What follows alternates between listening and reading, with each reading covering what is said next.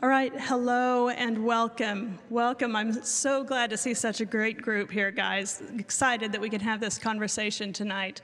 My name's Valerie Walter, and on behalf of Taxpayers for Responsible Spending, I welcome you to our community forum here tonight.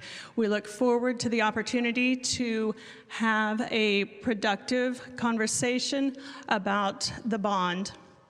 Recently, there have been some issues related to rhetoric that has been escalated, and my group has met with Joe and members of the school board, and we are committed to trying to de-escalate the rhetoric and have a productive civil conversation about matters relating to the bond.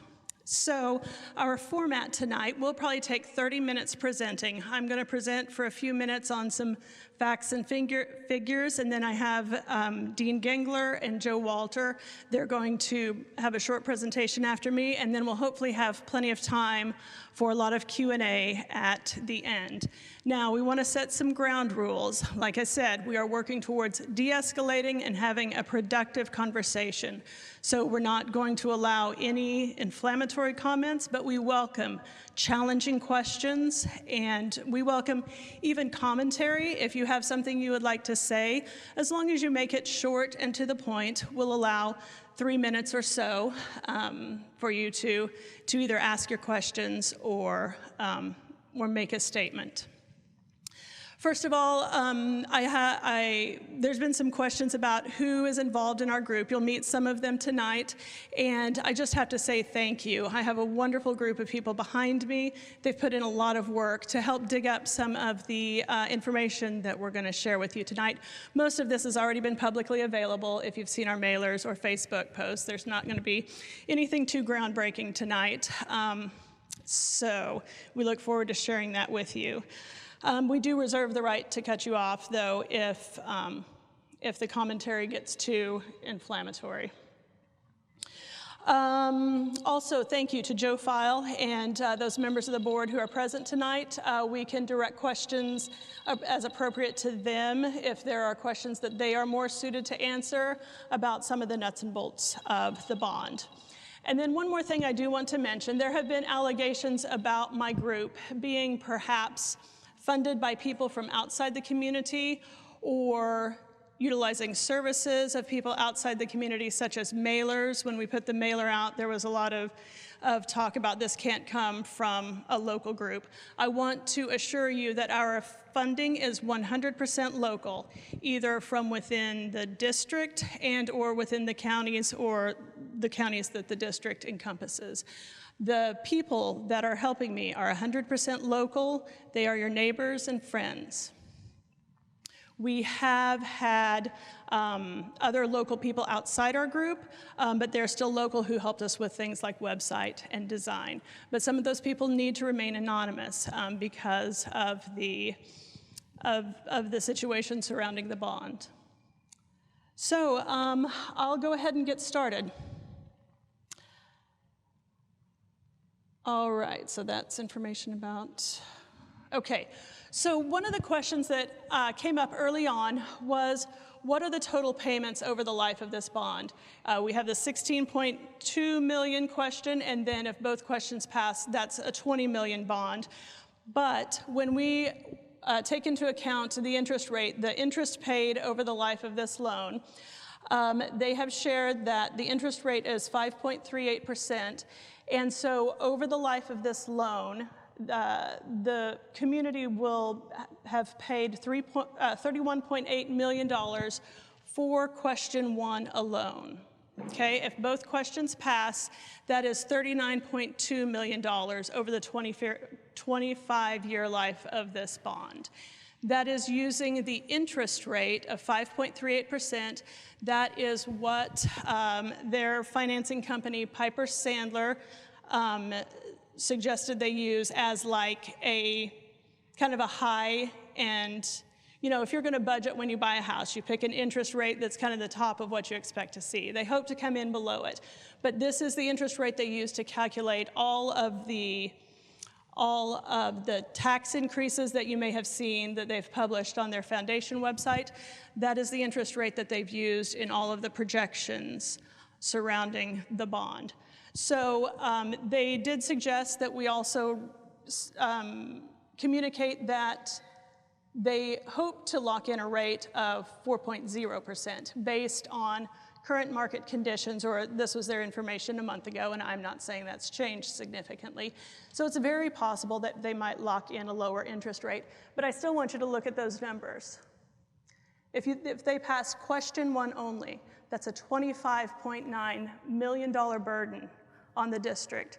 The district population is about 4,300 people. And then question 2, both questions 1 and 2 would go to $32 million.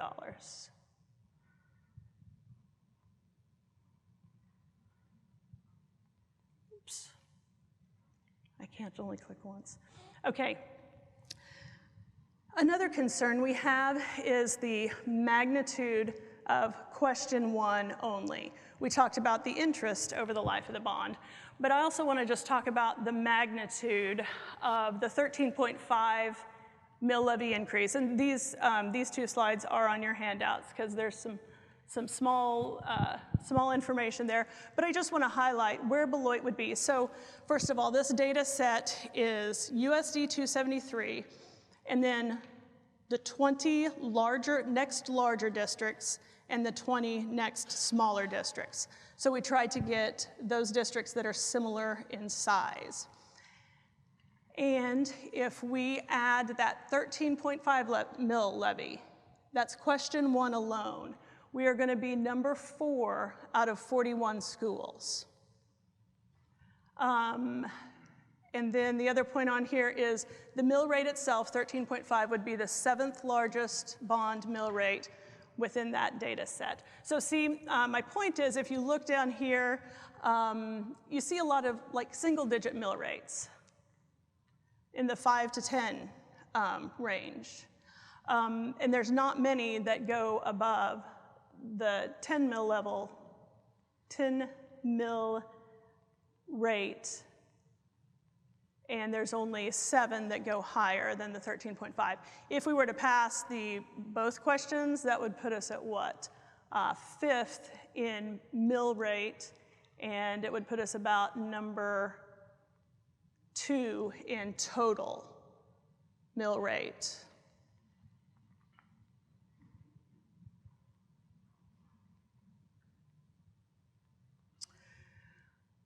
So the foundation has done a good job publishing the projected tax increases for your home and for your autos and things like that. But it's nice to put it together in a typical family. So I picked out 3, and these are totally made up.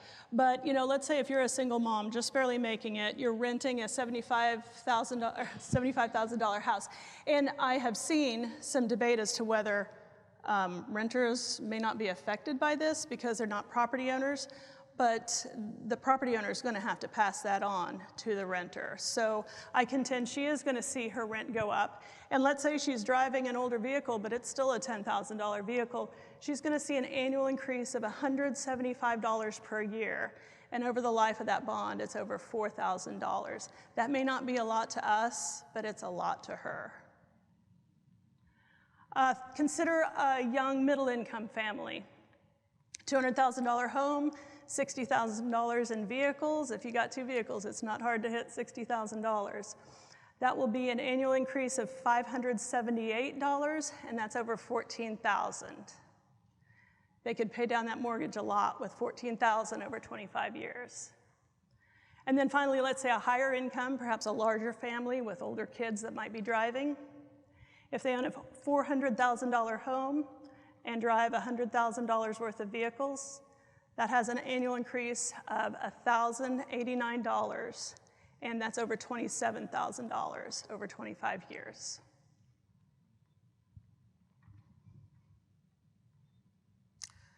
And this is a screenshot from the foundation's Facebook page. And I appreciate them putting this together. I think, they can correct me if I'm wrong, I think this is an actual farmer that came in and asked him to run the numbers. And so you can see the information there. This is not in your handouts. I added them late, but they are available on the foundation page. And so this farmer, you can see the numbers, but the increase is $3,722 a year. If you multiply that over 25 years, it's $93,000.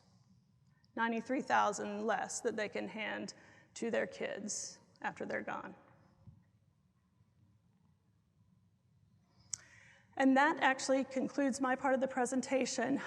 Next up is going to be Dean, and then after him, Joe Walter is going to come up. But here is Dean Gengler. Got to get my hands right. Left-handed, but got to run the mouse with the right hand. So, my name is Dean Gengler. I am originally from Beloit. Grew up here. Went off, gone for quite a while. I came back here in 2010 and been back around here ever since. So, I work mostly remote, but I own my house and some property and different things. So I've got basically just a taxpayer's point of view on this, basically from my end. I don't have any specialized knowledge in the school finance area or anything like that. My occupation is an attorney. I'm a corporate attorney. That's what I do and have for 25 years or more. So that's my background. Again, I don't claim a specialty in the area here. I've just looked at it from what it would do for me and kind of how I see things. And basically, all of it you hear tonight from people are really things that we've heard from a lot of other people. And that doesn't mean everybody agrees with that, and doesn't mean that's the way everybody sees it. It's simply, we've heard from quite a few people with different points of view, and this is kind of some information to help that discussion go forward. I'm going to cover a little bit of, what does the bond cover, and what are the various parts of it kind of cost? That's been a common question that's been out here. I went into frequently asked questions. There have been 3 public meetings. If you haven't been at all of them, there have been 3. I was at the second one. I put a list of questions out that were things that we'd kind of collected at that point in time. And then there were other questions that came up in the third session too. This is one of them. The question essentially is, what are each of the individual projects on the bond? Was cost of each individual project in there? There's the 16.2 million, then there's 3.8 for the 2 main questions, and this is the answer. You can go to either the Board of Education website, and then sometimes the frequently asked questions. They can go back and forth a little bit between the board's site and the foundation site too. You can find on there. I've highlighted just a few things in here to talk about, and this has been talked about in at least the 2 public meetings I was in. The cost estimates, the first highlight here, not intended to set the scope or cost of each individual project, but rather identify the projects, set them a maximum price on them for each question in question 1 and 2. That's typical of how school bonds are put together.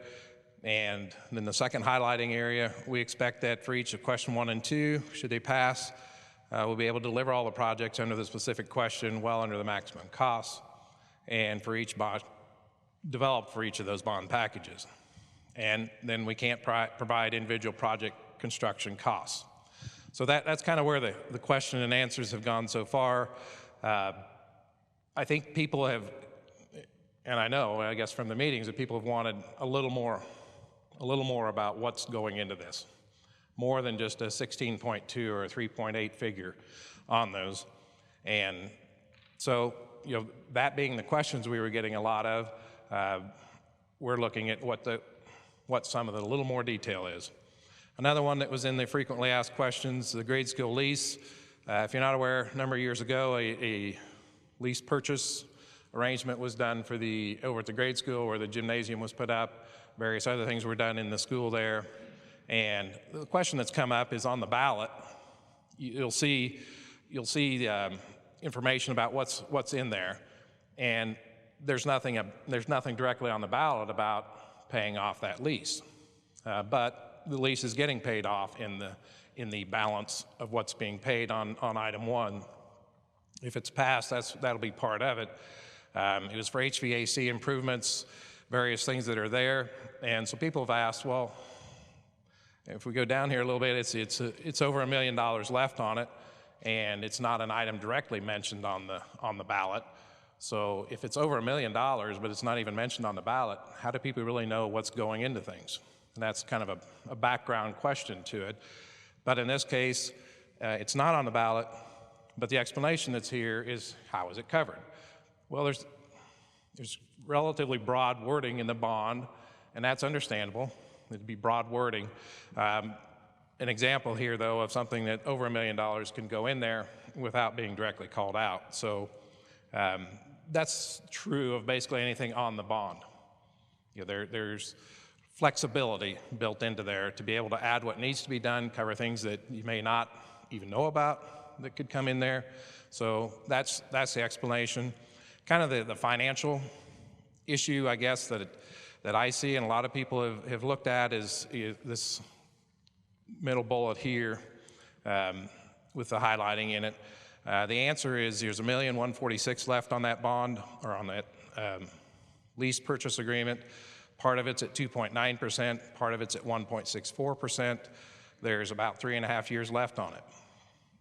And if it's passed and rolled into the bond, you take that same amount that's at 2.9 and 1.64%, that's only got 3.5 years left to pay on it, and you roll it into something that you're going to pay between 4, depending which interest rate we get, roughly 4 to 5.38, and you're paying on that for 25 more years.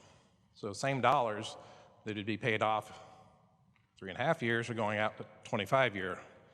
That considerably extends the cost of what that particular item would be.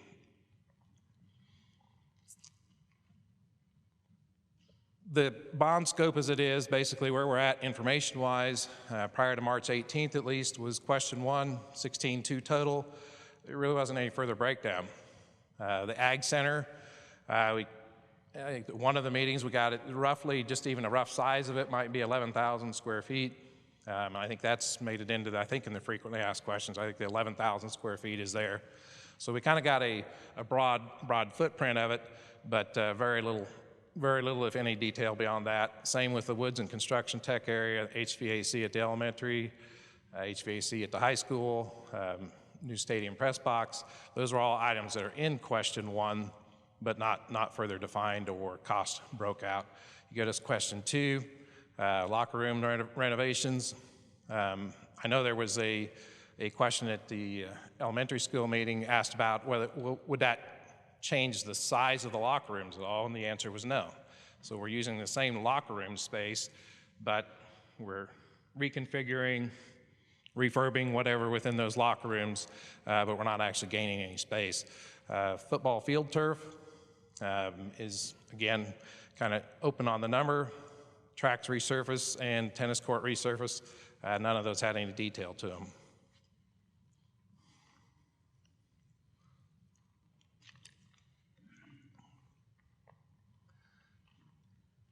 As we went through it, we figured, well, it would make sense. There has to be something that came up to those 16.2 and 3.8. I mean, you didn't just throw those numbers on the table and decide those were what was going to be. There had to be something that went into that. And through a decent amount of searching and digging around trying to find it, there was a bond application that has to be filed with the state for any bond that goes for approval in the state. So that has to be filed, and we found that there was one that was filed through Nabholz, the construction manager at risk, doing this, and that was filed in October of 2023. That particular application, to my knowledge, hasn't been mentioned in the public meetings. It's not been posted. It was posted on March 19, but it was not posted before that, again, to my knowledge. I looked in the frequently asked questions today, and I found no mention of it anywhere. And we're at a few days before the ballots get mailed out, 3 weeks before the votes are due back in the courthouse down here. And we still don't have any better information than just those 2 big numbers. This is in your packet that you picked up. when you came in, obviously on the screen, it's not readable from there. But basically what you've got here, and I'll go to a little more detail just on a screen that we can read a little better, but we've got at the front end of that, it says it's filed October 31, 2023. The new ag building is in there at $4.4 million. This is construction cost on them. And again, I understand, and I think the public understands, you don't have exact numbers. There's room in there. Some people call it fluff or whatever, but it's reality. You have a number in there. And those are higher than is hoped to have to take to do the numbers, to come up with it. So I get that the number that's there and the total that's there is higher. But I think, in talking to people, they'd like something that gives them some relevant information on in what proportion are those things. How much of the 16.2 is kind of set aside for something over here or this over there. So in this, the Ag Center is at 4.4, Tech Ed renovation, $1,682,000, Stadium Improvement Press Box, $840,000, new athletic restroom building, $1,200,000, elementary mechanical improvements, $3.8, and high school mechanical, $1,250,000. If you go down on the, that's on basically the first page of the summary that they had. The second page kind of adds in, you get the question 2 stuff in there too, and it'd be on the back side of your packet page. And the breakdown of those, you've got again, there's a construction cost in there, and then there's, then the other stuff is kind of down at the bottom. So some more of your just others, furniture, outdoor, utility fee, the different things that are part of putting it all together. The locker room renovations, $1,894,000. Field turf for the football field, $1,300,000. Track resurface, $200,000, and tennis court resurface, $140,000. Those are the numbers that are in there. You can see them in your packet. Look at them. Again, all of this was public record. It was just a little bit harder to find. In your packet too, you'll see just kind of some rough order of magnitude kind of drawing. Joe's been very clear, and I agree. I work a lot with construction stuff too. Detailed drawings, all that kind of stuff. I don't feel like, again, I think maybe sometimes people thought that's what people were asking for, and maybe they were. I don't know. But what I was thinking more of is just something that gives you an idea, size, some idea maybe what might be in it, that sort of thing. So one of the pictures in there is of the wood shop and the ag building, and kind of real broad concept, what that might look like. I don't think that we had anything like that before. Again, we had 11,000 square feet, but that didn't give you much. And I don't know that this gives you a whole lot more. Just gives you an idea. I know in the board minutes, went back and tried to find stuff. Was there any more detail there? If you want to go back and read them for the last couple of years, there's stuff here and there. Things came along. Ag shop discussion, whether it needed 26-foot high ceilings or not, stuff like that. I don't know which went into the numbers, but that can be looked at. This is just a artist image, basically, of what the stadium setup might look like with the press box on there. Again, you can look at what's there. This is the facility off to the side, the bathroom and team room, dressing room sort of facility. Different scenario with the bathrooms and everything there. Definitely there's been talk about the bathrooms don't work in the locker room facility at the stadium, and the no running water and so on. It's all of these things aren't a matter of, if you can look at the square footage of the dressing room here, is my understanding this is kind of laid out for just home team. I don't think there's any visiting team in this, but I don't know if there will be or not. So again, rough idea here. We've got 1,300 and some square feet, I guess, for the team to be in. A lot of these things, I think, part of the way I look at them, and people, again, have said, you look at these things and you figure, okay, well, how many people, how many students, what the case is, how many people benefit from it versus what's it costing? And everybody's got a different opinion on what needs to be there, what has to be there, that sort of thing.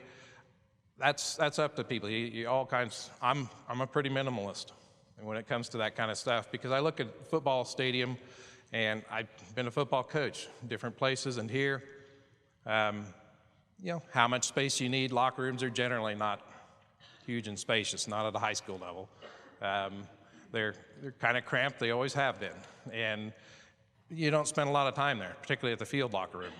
It's pretty quick in and out. You get 12 minutes at halftime. You get some time before a game. You don't necessarily spend a lot of time in there. How much space you need, okay? Depends how many kids and what you're doing, and just preferences really of the team. So that's up to somebody else to decide on it. People can have all different opinions on that. Same's true. What do you need for a press box? What works? What's there that doesn't work? All that kind of stuff. And then ultimately, it should come into some evaluation of what is that versus what it's going to cost to get there. And can we afford it here? You may see it somewhere else. They may have a totally different tax base they're working with. But we need to look at what's here, what's available, what can be done here. Information now available. I ran through these numbers already. I don't really need to spend any more time on this slide, but basically it just gives those numbers. After we could get into this one report that was filed, public record, that for whatever reason wasn't available until really a few days ago. So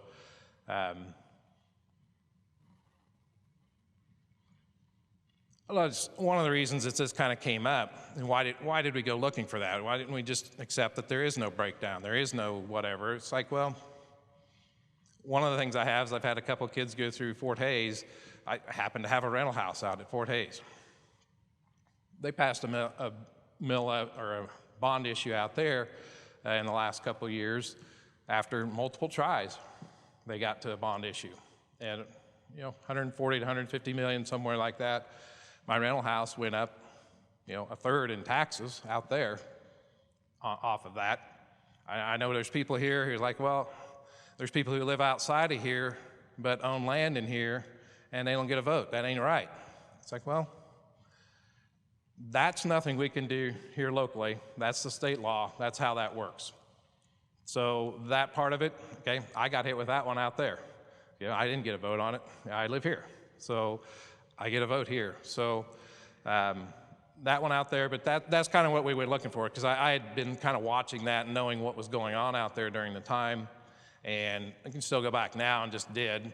So I'll just quickly go through it. Out there, they had a bond scope. You see at the bottom, 143.5, passed in 2022.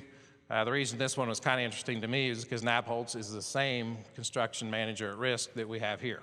So same people advising what to be done and maybe how to get a bond passed and so on. This information's from their website, and I don't know honestly if these numbers have changed any. This is what's out on the internet from back when they passed it. So they had, again, broad numbers, but this is a lot bigger bond issue too. They were building a new high school, $76 million, a 5A high school, big ticket item.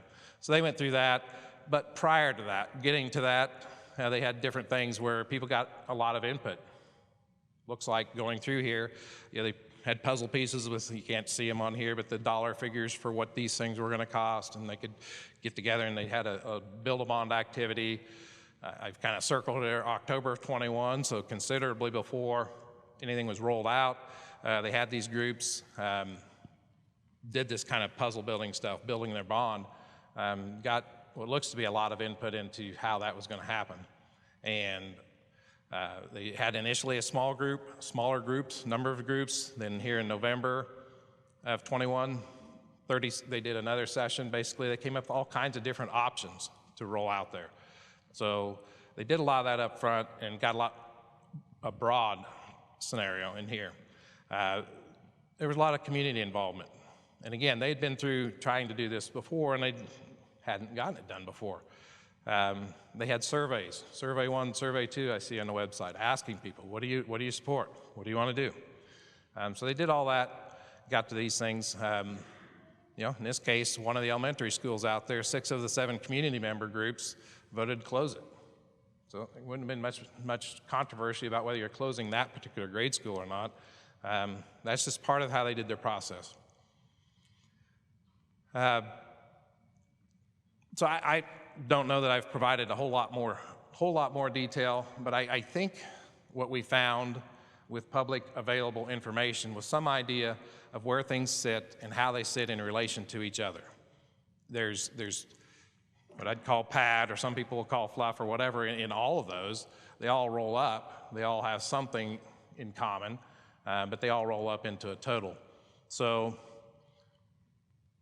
they're kind of an idea of where things sit, so you can better inform yourself, I guess, about how you feel about it and what do you think ought to be there. The difficulty with the whole scenario at this point, for us and really for anybody out there, is that the only option that we have at this point is the election coming up and the questions that are on it, the way they're on it. We could talk about all this stuff and whether we think this should be more or less, but the time's gone for that. It's a vote now. And whatever the majority vote is, yes versus no's, is what takes this and puts, if it's a yes, puts it in place for the next 25 years. If it's a no, it's okay. Figure out what the options are.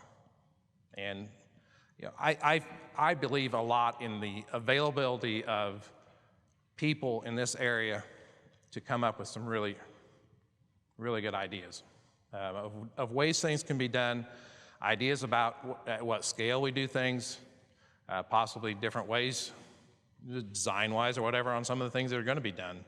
But anyway, where we're at, and I'll get down from here. Where do we go? Register if you're not registered. Make sure your ballot arrives. Okay, if you've registered and you're a resident in this outline of the district, a ballot should come to your house. If one does not, find out. You know, those are going out the 29th, I believe is the date they go out. So if you're registered in this district and you don't get a ballot, find out. You should get one. And I say vote based on how you see the facts. Get that vote back to the courthouse by April 18th. That's April 18th at noon. If you're putting it in the mail, make sure it goes earlier than that, because the mail may not get there. I'd walk the thing down there and put it in the box. Just make sure you got what you wanted to have happen into that box, is what I would say. There have been a lot of questions on it, the yes versus no. I mean, obviously, I don't think I'd be standing up here in this meeting promoting a yes. Okay, I'm promoting a no from me. That's fine. That's my vote. We hope that you see what's there for you, what you want to do, and you go from there. Next up will be Joe Walter giving some ideas of just some things that could be out there if there's a future to look at something different, then there's an opportunity to do something different.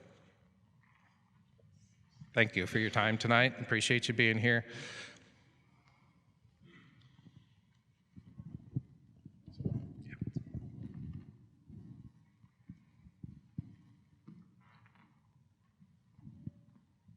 Well, Dave's working on that. First thing I want to say is I'd like to just say thank you to all the Board of Education members and all the Foundation for Future Generation members. And I'd like to read their names, just because anybody who steps into the breach of any activity of any kind like they've done, that's a huge win. Our country is going down the wrong path in a lot of ways, and one of the reasons is because local people didn't stand up and take a stand.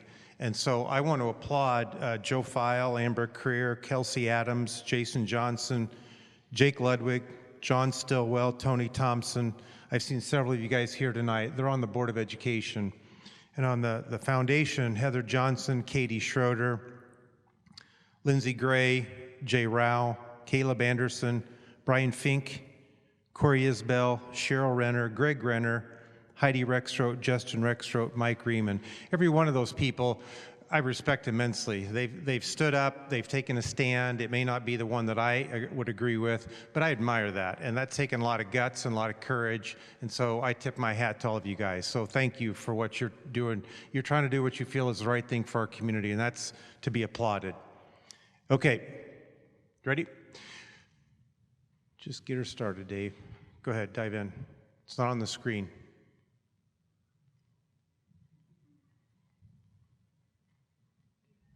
I'm going to dig out maybe not numbers and just talk for a bit. 4 to 5 minutes.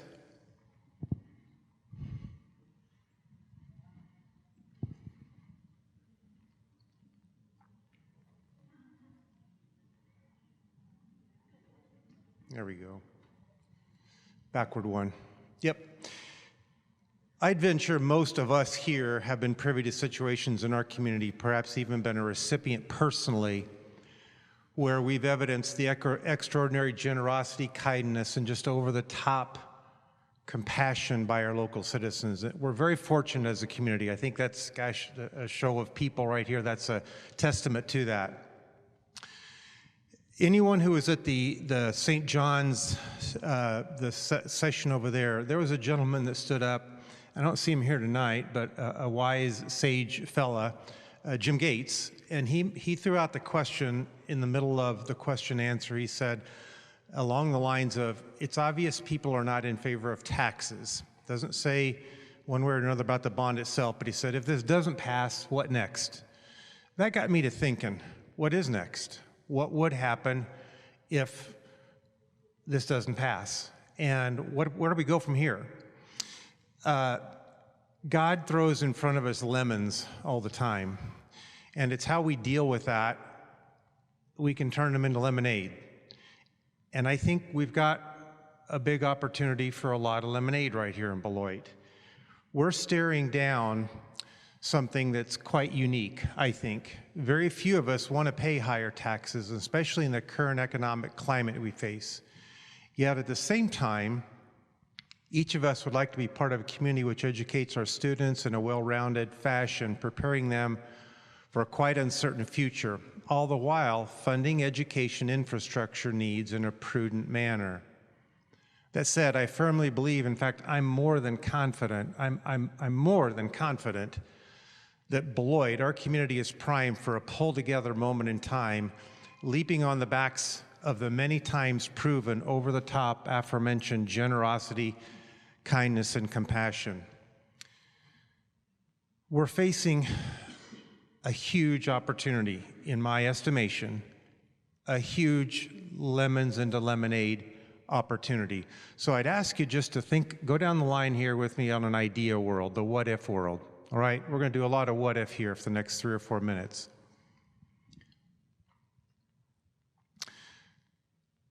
Archbishop Paul Coakley, who is the Archbishop in Oklahoma City right now, he was 6 years in the Salina Diocese. He had a comment that he would say regularly. He would say, and this is a direct comment from him, people usually find it easier to give to a need, e.g. a leaky roof that needs to be fixed. But God has placed within our hearts a need to give. Every one of us intrinsically is wired with the wish to give to something we value, something we want, and people willingly give to that. If you picked up that one piece of paper that had the costs shown in the next 25 years, I'd like you to maybe reference that if you would. If you have it, and ask yourself, where are you on this? Where would be the tax on your home? Where would be the tax on your vehicles? If you have commercial property, where would be your tax there? Where would be the tax on your farmland over the next 25 years? Where would that be? Where are you at in that? But if given an opportunity, what would you do if you were given a different way to look at this. Dave, go ahead. Okay, where are you with that? What might be your total cost? Take that in half, just lop it in half. If it was 25,000, lop it in half to 12,500. If it was 30,000, lop it in half to 15,000. What if you were given an opportunity to give to something that you valued, something you wanted to see happen, something that you saw would take precedence here in our community, and you donated to that? You'd be given a tax deduction for that, a reduction in your taxes. I think, go back, Dave, I think two acronyms, one's an acronym, one's a word, that are the screeching fingers on a chalkboard more than anything, especially to farmers. It's IRS and TAX. What if I would like to throw us into an ideas arena? That sage senior citizen, what do we do next? What ideas might be workable in Beloit that are practical in our community? We have some wonderful, wonderful businesses in this town. They support our athletics, they support our schools, they support us personally, they support our churches. They spend a lot of their own resources in support of our community. AGCO, Nutrien, Caricos, Landalls, our local banks, Pestingers, Thompsons, Bettkers, Simpson Enterprises, Dairy Queen, Ace Hardware, Ackerman's, CVA, Pizza Hut, the Eye Doctors, the dentists, Subway, others. I'm missing a bunch. You own a lot of them. You own a lot of them. S&S, other places. What if they were given a naming rights opportunity to take something that they valued and put their name on it and partially fund that for the next 5, 10, 15 years? We have wonderful contractors. Many of you are here. Could we one-off? I don't know. I'm in an ideas arena here tonight again. Could we one-off the press box? Could we one-off the HVAC? Could we one-off the tennis courts? Could we one-off them with the maintenance shed, the bathrooms, the locker rooms? Could we bid that out and have a one-off project completed by local contractors? Could we? I don't know. Could we do the same to the press box? Could we do the same for the HVAC? Obviously, we'd have to work on all of these with state regulations, state-mandated contract specs, coatings, etc. How about the plumbing at the middle school and the high school? The same scenario there. Could we do it? Maybe, maybe not. What about the tennis courts? You get the gist. A lot of worthy projects. Could we do it? I think we have a chance. I think we have more than a chance. I've seen our community. I've seen all of you at work. It's amazing what we can do, all right? At the same time, we've talked a little bit on numbers here tonight on the potential $12 to $19 million of debt service on the bond itself, the cost of the interest of the bond that would go completely out of our community. Could we redirect that? Could we get bridge loans from local banks? Could we borrow from the Solomon Valley Community Foundation or the SVED, all the while we're fundraising to bridge between now and the hard costs coming due? I don't know. Dave, if we were to go down the donations path, a lot of donations would come in from outside Beloit. Taking money from, I love that, taking money in from Wichita or Kansas City or Topeka or wherever. Money would come into Beloit and we'd cycle that 9 or 10 or 11 times. In summary, would any of these ideas be workable? Who knows? Who knows? We'd need some heroes. We'd need some heroes. And a lot of you are in the room. We've got heroes here. Okay? Our community is full of heroes. I've seen it, you've seen it. 60 years ago, several people got together and created this silly idea of the technical college. Look what that's done to our community. That was a Herculean task. That was a heavy lift 60 years ago. Same thing happened in 2005 when the Wellness Center went in. A cooperative combination of the city, the hospital, the county.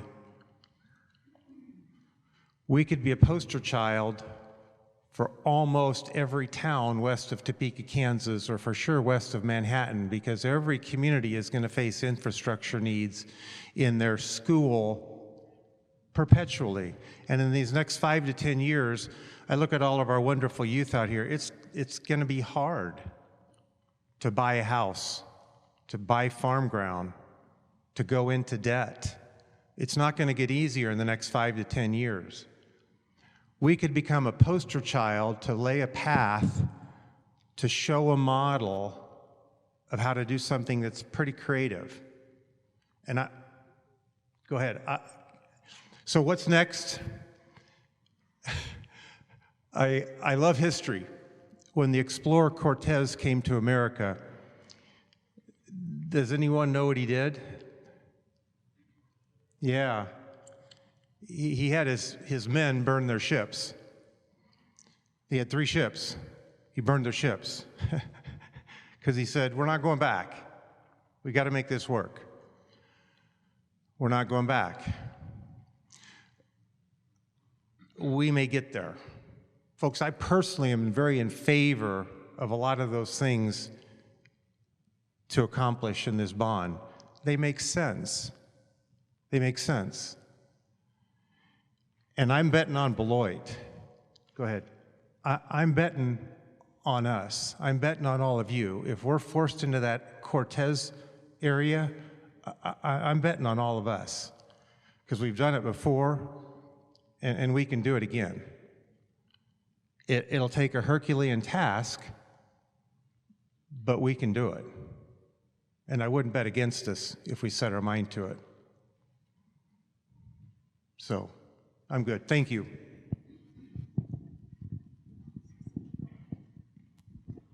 All right, so thank you to our presenters, and now we will open it up for Q&A. So Doug is going to go around with the mic. He's got your names. I'm Doug Strothman, and my wife Valerie and I, we've moved to the Beloit area about 7 years ago. We previously lived in Cawker City, and I work in Downs at the Schooler Company and commute back and forth every day. Love being here, and we'll get to these questions. First one up, Dave Cordell.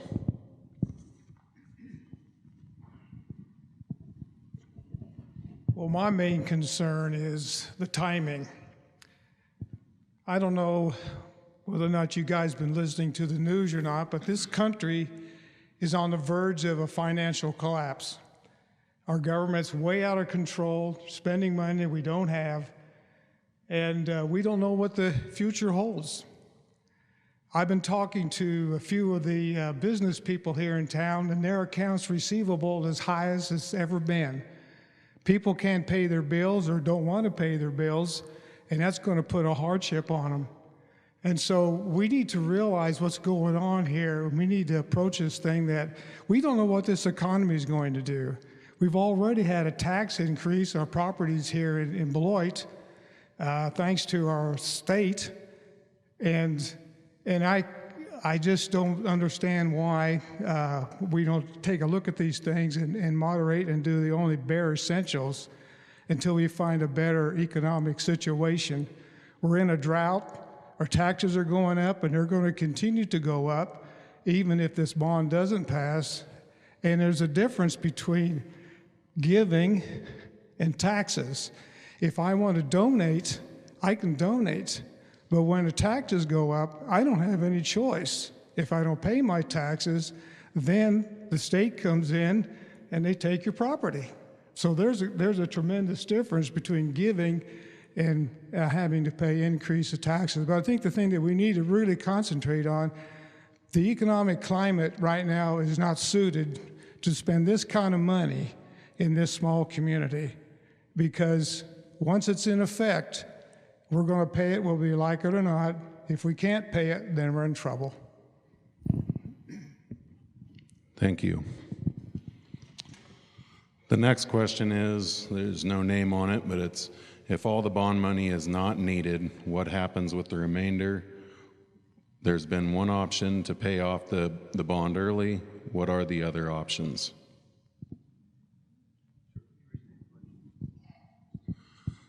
You want to repeat? If all of the bond money is not needed, what happens with the remainder? One option has been stated to pay off the bond early. What are the other options? The other option simply is to reduce the mill levy. You know, Valerie talked a lot about the 5.38% interest rate, which is what our consultant Piper Sandler put forward in the financial plan that was submitted to the state. Currently, bond rates, and I just talked to Clayton with Piper Sandler for about an hour today, they're still, the market is right around 4%. That's still, if the bond were to be, if the financing were to be secured today, we anticipate an interest rate right around 4%. So right there will likely be a fairly significant amount of savings that would occur. In addition, and this hasn't been discussed a lot, but I think it's just because it's a complexity of it, but the mill levy rates that are being projected are based on a 1% annual increase in assessed valuation. I think any homeowner in Beloit knows that in the last 3 years, your assessed valuation has increased by more than 3%. So if those assessed valuations increase more than 1%, obviously that would generate more money. What happens in all these scenarios with a different interest rate than the financial plan, with a different assessed valuation increase of 1%, or per the question, we don't need all the funding to pay off to execute all the projects, and therefore there's money left over. In all of these cases, the board will look at this every year and make a decision. One decision we can make is to reduce the mill levy and pay off the bond over the 25-year period. The other decision we can make is to keep the mill levy where it's at, or reduce the mill levy so we're taking in essentially the same amount of taxes in the case that the assessed valuation goes up. And then, so we can either pay off the bond early, or we can reduce the mill levy, or a combination of both. When the projects are completed after about year 3, year 4, Piper Sandler, our financial consultant, will make another analysis, and they'll make a recommendation on how to adjust the mill levy. It's very likely our board, certainly if we were taking the action all the way till year 25, would do a combination of the two, pay off the bond several years early and also reduce the mill levy pretty quickly. Future boards can't say what they would do for sure, so it could be one or the other. Thank you. Tony Gingler.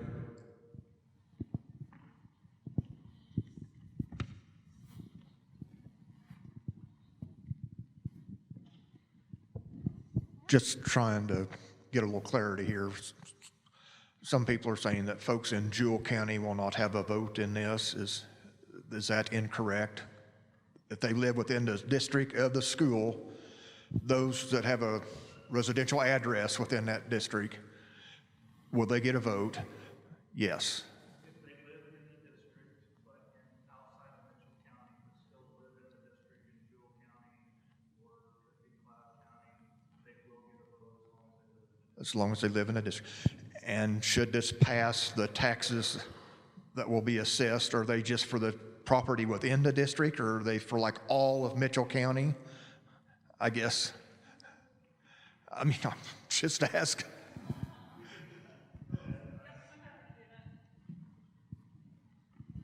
I have learned more about property taxes in the last month of my life than I ever dreamed. So real estate is taxed based on property lines or district boundaries. So your real estate will be taxed within the district boundary. So vehicles, that's different. So vehicles the taxes are assessed based on district boundaries, but each county averages And when you pay your taxes, they charge you one rate for everyone within the county. So Mitchell County taxes will be significantly increased. Now, the numbers that they put on the website, that's the full assessed cost of taxes, but then that's going to get averaged across the county. Does that make sense? No. Anybody else want to try? Property is simply taxed within the district, and so real estate taxes, property taxes, home, farm ground, it's on the district-county boundary lines. The only reason this answer gets complicated is because of Mitchell County vehicle taxes. There are 114 taxing entities in Mitchell County. Every year, the county, and you can correct me if I'm wrong because we're all still trying to learn this answer, but every year the county looks at an average tax rate on vehicles based on all of the 114 entities and how they change their taxes. But what people need to understand about that, so it's true, if you live in Mitchell County but in School District 272, yeah, Secaucus City. So this bond passing could impact people in Cocker City's vehicle taxes, even though they're outside of the district. Their vehicle taxes would likely go up. I would argue it's not a significant amount, but there are some examples on websites that you can look at for that. But their taxes will go up. But those increased taxes will not come to this district. They will stay in the tax entities that they live in. So in that case, it would be Cocker City, it would be Wakanda 272. The school district does not get that extra revenue, it just increases their taxes. If the school district or any entity in that district wants to offset that, since they're going to have a slightly increased rate, they could also do things like make mill levy adjustments to pull it right back down so the revenues don't change. So that option is open to any taxing entity to do this. I'll just point out, 272 did a 2 mil increase last year. I mean, they just did it as part of their operations. I don't think anybody noticed that there was a 2 mil increase in their vehicle taxes. So it is a very real increase.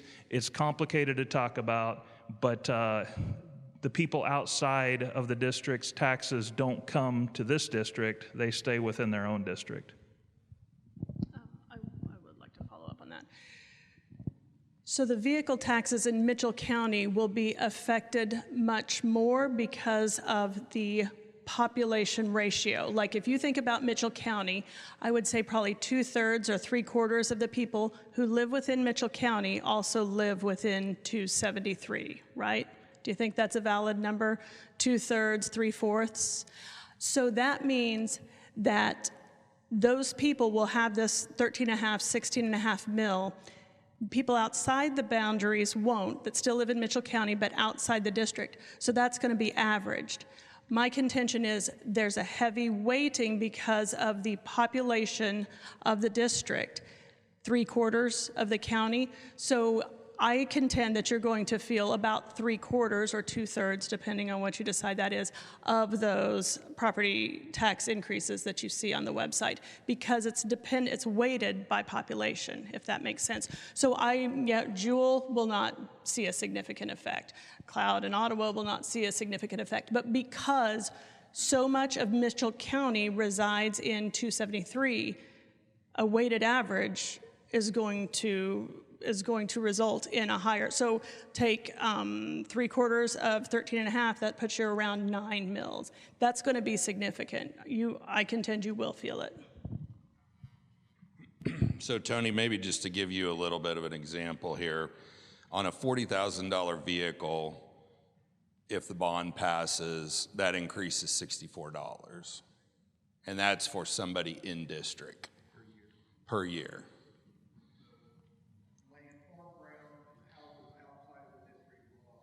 No. And like on a boat, let's just use a $40,000 boat example, that within the district will go up $33 a year. I mean, it's extremely complicated. And I talked to Melinda Latham today. She said, if anybody wants to know, walk in the door, they can punch it in, and they can tell you within a pretty direct amount what your taxes will actually change. And that could be somebody in district or out of district. I mean, realistically, out of district, it's going to be pretty nominal. I mean, that's the bottom line. And it's impossible to predict because every one of those 114 taxing entities, they do raise and lower mills, you know, like the fire departments, the rural fire, the cemetery boards, you know, they're not all the same mills every year, and they don't always go up. I mean, no one looks at that unless they have a reason to, but if you study it a little bit, they do go up and down periodically. Yeah, their RVs would be a personal property tax. I don't have that number here, but it'd be similar to a boat. Thank you. Jim Bentz.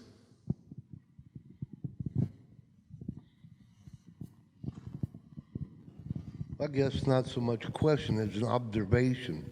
My wife went to school here, my kids went to school, I've got 5 grandkids in school here, so taxpayer, I have skin in the game. But I'm low into the totem pole on the tax rate, but going ahead with this way, everybody I do business with is going to be an increase on that, going up to 25 years or probably less than that with payoff on some of it. And I just feel that we might be better off. I'm not against bonds. It's just, I think, as he mentioned, this climate, economy-wise, we might be better off taking the real necessities that I feel we do need, that and get them done with a smaller bond amount over a less duration, so we can see an end game that's not drawn out, where some of these projects, the useful life of them, the HVAC, the tracks, if we go with the football field, they're going to be redone, you know, once or 2 or 3 times over during this time period. That's my observation. Thank you. Thank you. Next up, Justin Rexroth.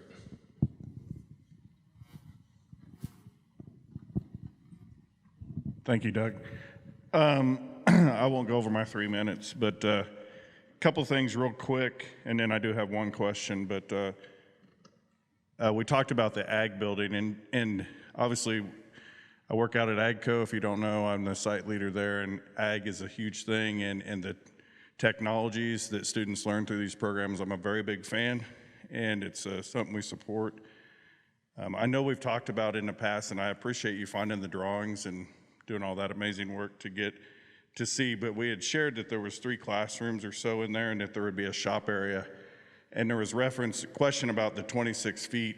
In our facility out there, we probably 90% of our areas have hoist and cranes, if you will, right? And we just implemented 8 new cranes on an investment here in the last year. But I bring that up because our ceilings are 26, 28 feet. Your crane goes up about 16 feet. You got about 4 feet to the bottom, and then you got clearance to the ceiling. And what does that really matter, right? My point is if we want to give our kids safe environments and safe areas to do these projects, we need to give them the area, the room, the roof clearance is necessary. And I bring that up because I was up at the school this week helping a student who's welding a boat trailer. And the boat trailer is 8 foot wide. We did a bunch of measurements on there. And the trailer weighs 654 pounds, right? And Tyler Odo and I are sitting there looking at this, and we're looking at the ceiling, and we're looking at the area. How in the world is this kid gonna turn this around upside down to get the axles on it, because there's no hoist, right? It's very unsafe, and it's a real thing. If you don't believe it, go look.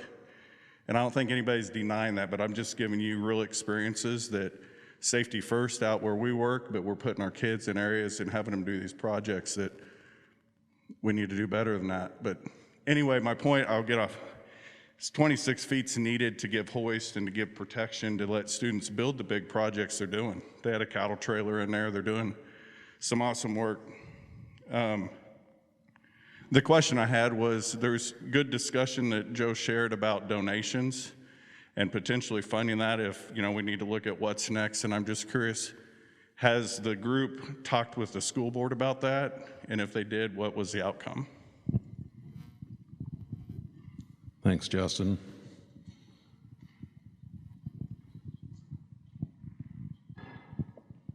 Yeah, good question.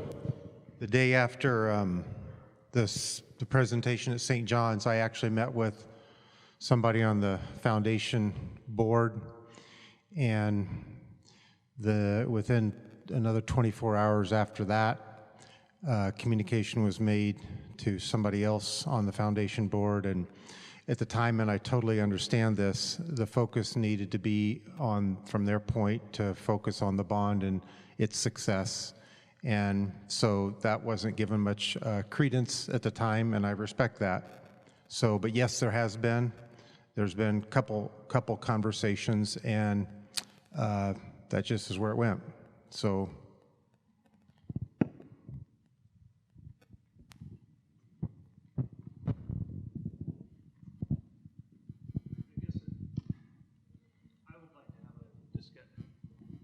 So at some point, maybe we can wait to see if there are more questions. I think it would be worthwhile spending a little bit of time having a discussion on donations, and that's something I would like to do today. Whether we do that now or wait for another question, I don't know that my response is really with respect to the actual question that was asked. So I'm just making that statement and throwing that out there, that if there aren't any more questions, I would like to have that discussion.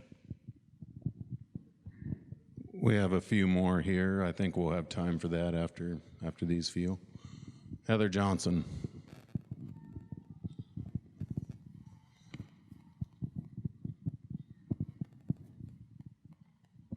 Thanks.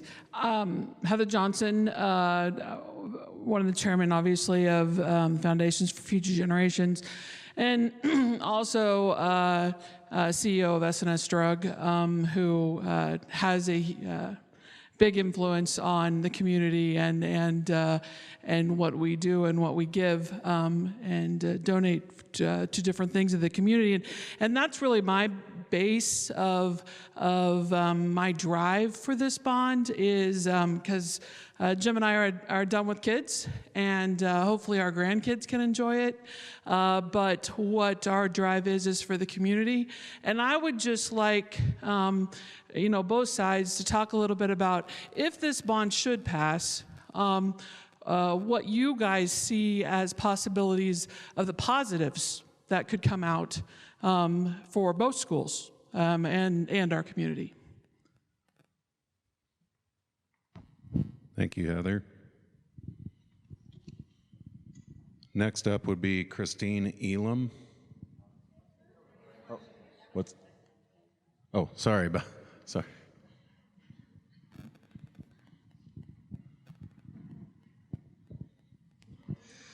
I think from my perspective, there's obviously, if the bond passes, there's going to be some new facilities, upgraded facilities, things along those lines.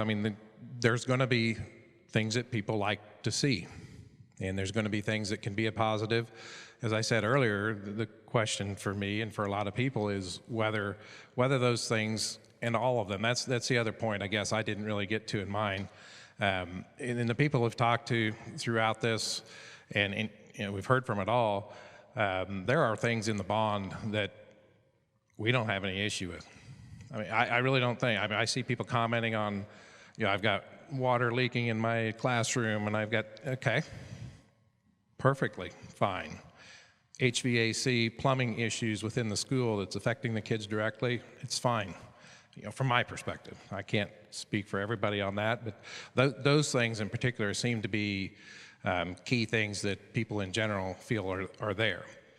But the way the bond is structured, it's structured with kind of an all or nothing on the first question, and then you've got a second question that's more what people would probably see as extras or things if we had it would be nice. Again, on the positives, if you get a different press box or whatever, and maybe it isn't 840 grand, I don't know. Yeah, I don't know what could come in there that would fit that. What improvements would be made to the one that's there now? What could be done? I don't know. So I would hope positives out of that would be, if it's passed, that there'd be a lot of hard work on what really needs to be spent, even though it's all there. And typically that's difficult. If money's there, it often gets spent. So positives to the community, I mean, there would be things that would look better, be better in some of the areas. The things that really need the fixes. I don't have a problem with that. I don't have a problem with going forward and making some things better. Again, figuring out what those are, how much they are, the problem again, they're on that list, they're done, they have to be done with that money. They can't be worked off to a different avenue. Fundraising, donations, and whatever. So that's my thoughts on it.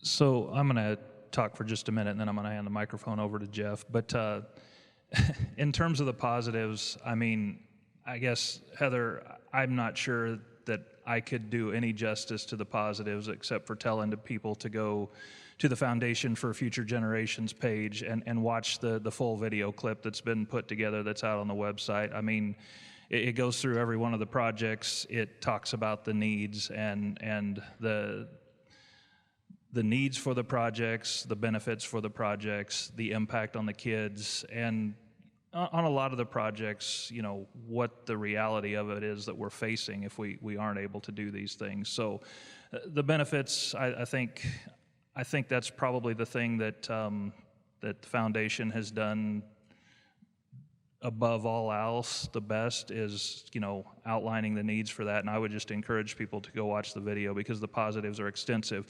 You did ask the question about both schools, and I'm going to let Jeff talk just a little bit about, you know, maybe some of the benefits that these projects could actually bring to St. John's School. So as Joe said, many of the positives are pretty self-evident, just on the improvements of what needs to be improved, what would be coming in to be improved, and where that is. Our schools, between Beloit and St. John's, we have great schools in Beloit. I've always said that. We work together on many things. You know, we can talk about special ed. Yeah, it's required. But we do things together, and we work together, and we work together well. You know, title services are something we do. But things that we don't think about a lot is MCPC is part of our community, part of our school district. And a lot of times the ELC, we talk about that, and some people say, what is that? That's the daycare. The early childhood that we work together with too. The expansions of the career and technical ed pathways that we can do within our schools with this Ag Center and this STEM Center are limitless. If you get on and look at the data analytics around the 60-mile radius, or you can go out a 100-mile radius, and the two biggest job needs are welding and healthcare out there, and it's going to expand on these opportunities for our students both in Beloit and St. John's. So to me, that's just limitless, and that's what our communities need. We need to do a good job of teaching our students how they can come back to Beloit and have that great living and help keep this community vibrant, and we can do that together with this, and these are community improvements are what we're looking at. So I think we win. This is a win-win for the entire community. Thanks, everybody. Christine Elam.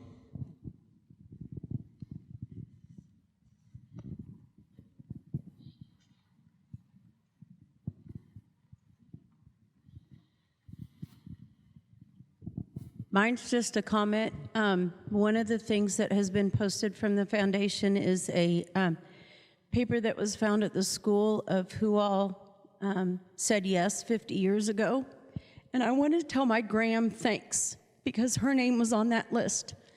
And because she was willing to take that sacrifice, my brother and my sister and I, we all got to graduate from a great school with great career opportunities. My husband and I and my mom have all worked for 273. And those opportunities wouldn't have been possible without my Graham's sacrifice and her saying yes 50 years ago. And now 7 of my Graham's grandkids are going through the school system too. And I just want to tell her thanks for her sacrifice 50 years ago. Thank you. Carter Olson.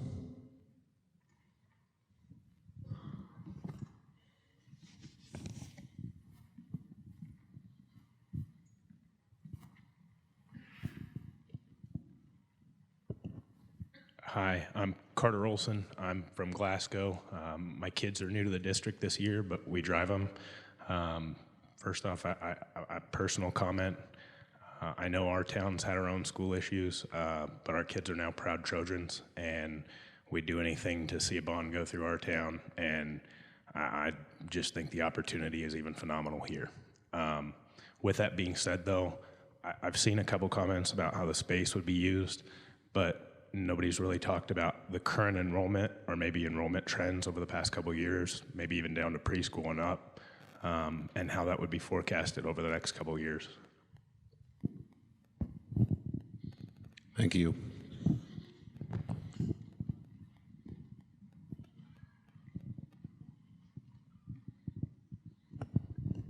So enrollment trends have gone up.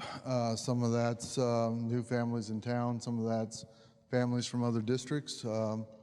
We include everybody in that USD 273 family when we do that. We know that 3-year-old preschool is going to be big next year. We know the packets are about 38 right now, which means about 58 by the time you get it. That's just how that works, which that's big in preschool. Our enrollment trends have gone up in the last, since 2019 at 785, and we're now at 842.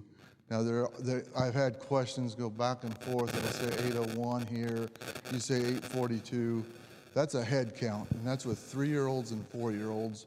And not every one of those 3-year-olds and 4-year-olds will count in FTE, because those are at-risk preschools. And because if they don't qualify for at-risk, they don't put them on the count. But we don't kick people out, we don't kick students out of our 3-year-old and 4-year-old preschools. So that's the differences you're seeing when you might see 801 or you might see 842. So, but the trend should continue to go up for a little while. It will level out at some point, but it has definitely gone up in the last 4 to 5 years. Thank you. Valerie Strothman. What's that? I don't know where she's at. Gotta take it back to her. Oh, I didn't see her.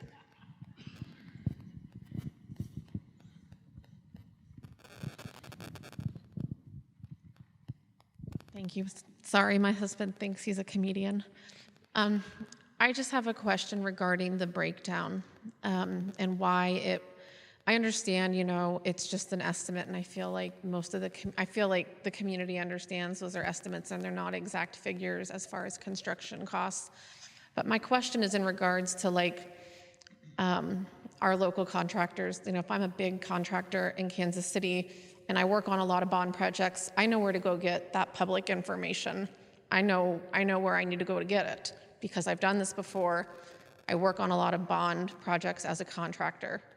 So do you feel like that could have put our local contractors at a disadvantage to not have that information available to them? Was that ever a consideration?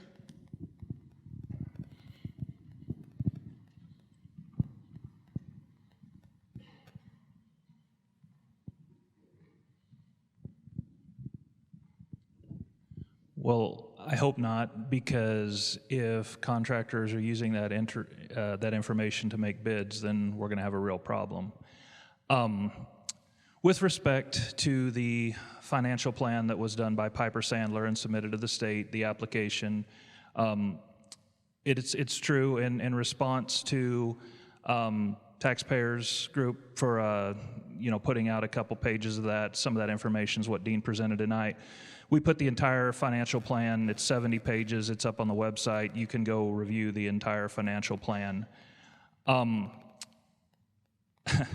have a fairly long statement coming out in the paper that kind of goes into detail on what those numbers are, what those numbers aren't. I'm happy to expand on it tonight if somebody wants me to, but for the sake of time, I don't think I'm going to do that. What I will say is, as a board, we kind of knew where those numbers were trending as they were being built up when we looked at those numbers, because again, we did not base our bond, I'm just being honest, we didn't base it on the numbers, we based it on the needs.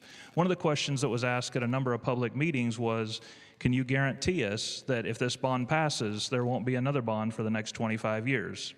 And the answer is, nobody can make that guarantee. There's just no way anybody can make that guarantee. But what I can say is that HTK, our architect, has been through all of the facilities. They've looked at everything. They've done a comprehensive needs analysis. And we feel that if these needs are addressed, that we're going to be in very, very good shape for 25 years plus for a long time to come. And so we have based the projects on what we believe are the needs. And I think we've said it in multiple public meetings, and I'll say it again, the costs significantly went up on us.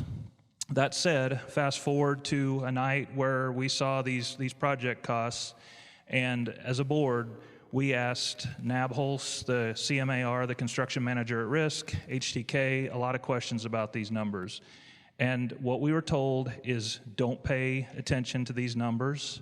These are just the way we build up costs to get to the bond. And we asked more questions about those numbers, and they said, we don't suggest you communicate those numbers because they're not real numbers. And we said, and then we started asking questions, well, what about the layout of the ag shop, the little sketch that was shown tonight? Because there's things that we don't like about it. In fact, we said, we need to change the location of the multipurpose room. We need to move a classroom over here. And they said, we understand that, but all of this is done just for the purpose of setting these numbers. And so for those reasons, and because of the advice of our consultants, and I guess I just want to say this again, maybe those numbers kind of give a percentage breakdown. Dean, I think you used that number. Maybe I can agree that they kind of break down percentages in terms of how they think these costs may come in. But every one of these projects, if this bond passes, will go through a design process. It'll come back to the board, and we'll look at it, and we'll say, does this make sense for this project? Is this right-sized for our school? If we think that it's too much or too little, we'll ask them to make adjustments, and then at some point, we'll get a guaranteed maximum price. I guess what I want to communicate about the numbers, they're out there. People can take them what they want, but as a board, I don't think we want to leave people with the impression that these are the cost of these projects. They've got tremendous amounts of contingencies built into them. What happens if we go to do the HVAC improvements in the elementary school? We get behind the walls and we start looking at this piping and it's full of black mold. We have to deal with it. What happens if we pull the press box off the stadium to build a new press box and the back wall falls out? We have to deal with it. We've got substantial contingencies to deal with foreseeable issues and unforeseeable issues, and that's just how a bond has to be, because if we don't have that, there's no way for us to go get more financing. And it's not legal for us not to complete the projects that are listed under the bond. We have to deliver those projects. We can't get more money. And so because of that, the contingencies on a bond are different than the contingencies on any other project. And so from my statement, I just don't want people to go away believing that anybody on the board is communicating that those are the numbers on these projects. And as far as putting contractors at a disadvantage, the only disadvantage I see is the fact that if they're out there and people think those are the numbers, it could cause a problem with the way bids come in. But I'm hoping that contractors understand these numbers are what they are, and they're loaded with contingencies.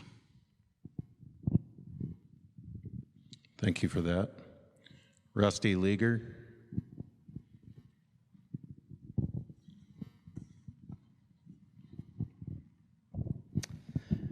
I just want to give a thanks to the board, to Jeff Travis, Superintendent Jeff Travis, for showing up here.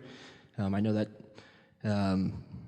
and President Joe File, you've answered my questions, I think, very succinctly, and I appreciate that. And it's helpful to have you guys here, as well as the taxpayers for responsible spending, to be able to help give the answers to the questions that we're asking. So I do have a few questions. So this first question, what safeguards, and this kind of fits in with what that last question was, what safeguards are in place that if the bare necessities are covered and the expenses come in significantly less than the $20 million, that the items wouldn't become more extravagant or other things won't be added under the broad scope?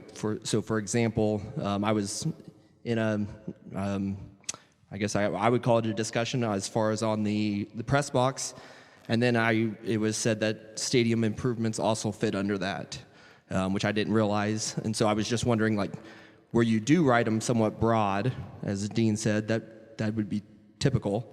How do we do that so that way it keeps the district from not having to go through another bond election to get other desired items?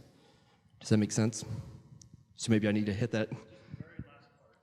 Yeah, so basically, what are the bare necessities that we're able to keep it covered and not like make it more extravagant, more bloated, and then when the next one comes around, we have to do another bond? So what safeguards?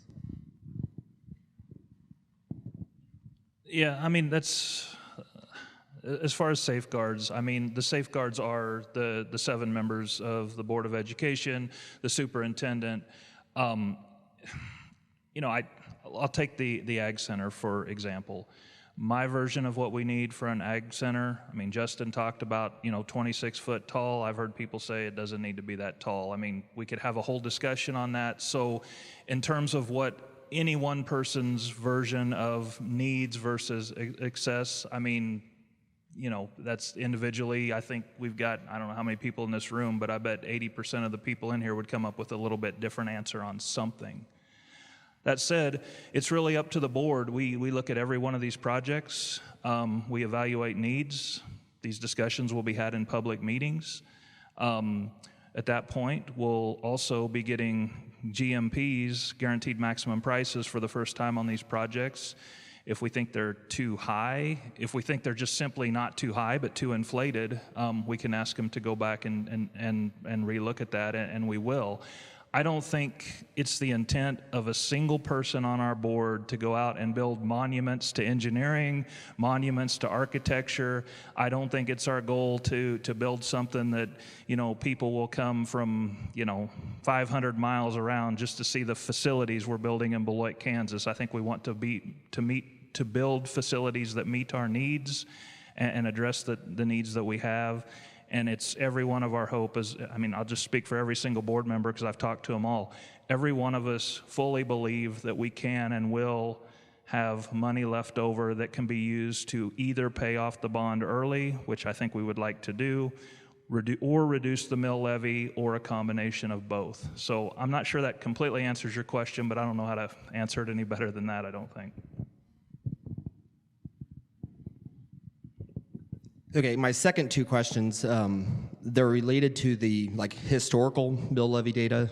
So my understanding from looking at the historical mill levy data from after the last bond, so it ended in, I believe, 1992, and then in 1993, it was off the books. It was a 20-year bond that we did not pay it off early, and by the way, I was not part of the community, so I don't know the history. I'm not going to claim to know the history. I'd be happy to be informed of the history, but this is just what I found from the documents. So it was a 20-year bond.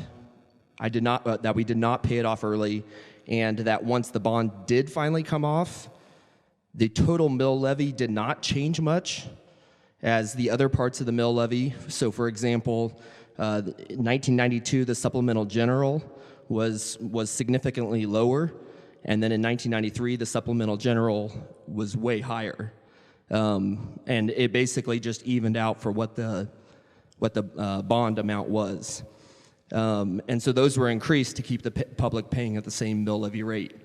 And I guess I just want to know, is that accurate? Because I took a couple education finance classes, but that's about it. Well, I believe, but I can't verify this with 100% certainty, that the bond did pay off a little bit early, because I believe it paid off in 92 or 93. And I think that was a little bit less than 20 years. And what's significant about that, 73? Okay. Okay, well then if that's when it started, I was thinking it started a couple years after that, but I didn't really go look to see if it paid off early. What's significant about 92, 93 is the state education funding formula changed substantially at that time. There was a complete overhaul of the system, so it's completely coincidental. The numbers that you're saying, I won't dispute them. I've asked this question, and I've spent a couple hours having people in Topeka explain to me the answers. I'm not able to repeat it tonight. What I would offer is that if people want to get a detailed explanation, we can open it. We can set up a meeting, get somebody on a Zoom meeting, and we can have you come in and we can have this answer explained. But the bottom line is the bond did come off. The mill levy for the bond came off the books by law. It was legally required to.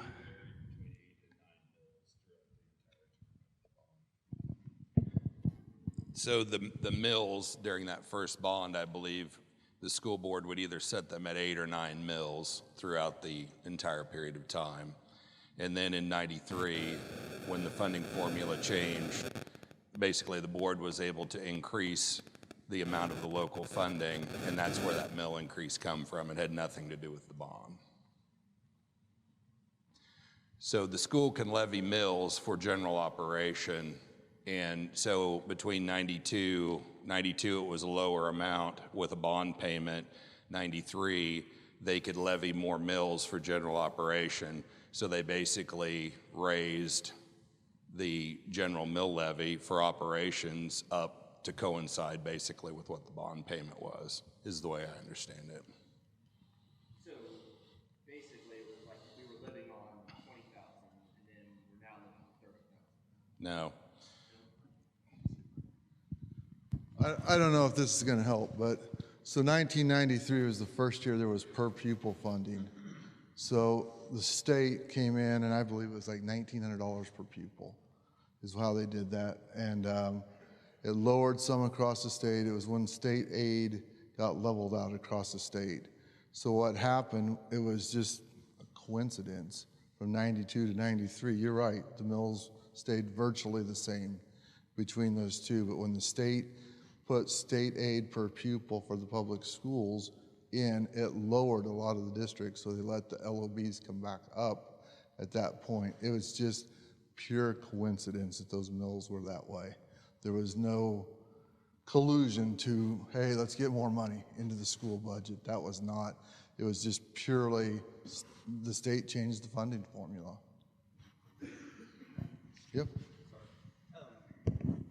So I remember whenever I was studying, I was dual majoring in for ed finance, and then also because I didn't know if I was wanting to go administrator route or the curriculum instruction. And I'm honestly, I know you probably agree with this, but I'm glad I didn't go the administrator route, because I know that you guys deal with a lot of things that I'm glad that I don't have to deal with, so I appreciate the things that you do.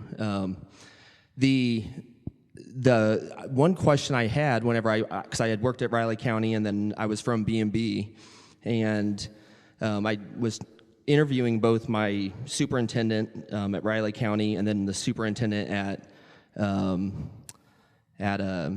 B&B, and the local option budget, is the way I understand it, they had it maxed out at Riley County. And at B&B, whenever I was talking to the superintendent, he said, you know, a lot of people, a lot of places, a lot of districts max out their local option budget. But B&B and Nemaha Valley, the neighboring school district in Seneca, those two are two of the very few in the whole state that actually don't max it out. And so I guess what I'm hearing is it's potentially that you don't have to go up to the max. right? It switched from 92 to 93, and in 93 it was like, well, let's go up to the max and we'll get additional funds, or maybe I'm not understanding that. That was 30 years ago. I mean, I can't tell you what happened. I was a first-year teacher. I don't know that that was the max or that wasn't the max. That's just where they went to level out funding at that point. Some places get state aid, some places don't. Places that don't get state aid can carry over more than other places because that rule changes. Our general fund's basically paid with state aid. I mean, the vast majority of our dollars come in from other places in the state. Just like Burlington, Kansas, where the power plant is, they generate so much revenue that they send, their money virtually gets sent out here. And that's how we operate on our general fund. So I don't know if that's helping you or just confusing it, so. This is a separate topic. I appreciate it. I know that's not easy to understand, and I mean, yeah. So if the first question is affirmed by the public, but not the second question, so the first question, the $16.2 million bond, goes through, not the second question. You stated that your plan is to use some of that money to pay off the existing loan of the, that's on the elementary school. The lease, okay.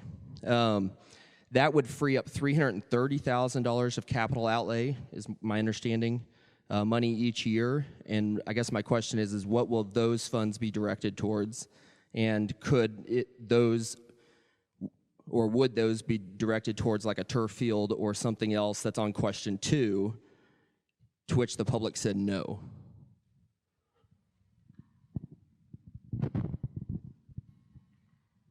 First off, if the community says no on the turf, that's a no, you know. We can't take that money from question 1 and pay for that. That $330,000 though can do updates like fire alarm systems, phone systems that need updated. It can go back into replacing of other items that need to be replaced throughout the school district. So then that we don't have to have a lease purchase out there. For example, it can pay for other HVAC down the road for improvements and that sort of thing. So that's what that $330,000 is going to be. If question 2 comes in as a no, you're not going to see turf field go in with that $330,000. I mean, that's just not going to happen. That answer what you? Thank you. That's that's all the questions at the moment. Does anyone have any questions?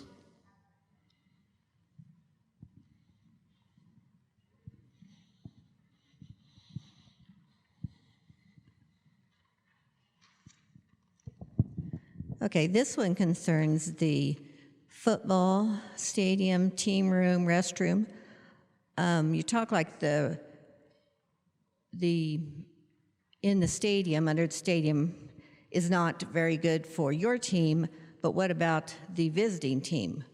Are they getting any improvements in their area, or it's just the same underneath the stadium, and the new area is just for the Beloit football team and whoever, track team?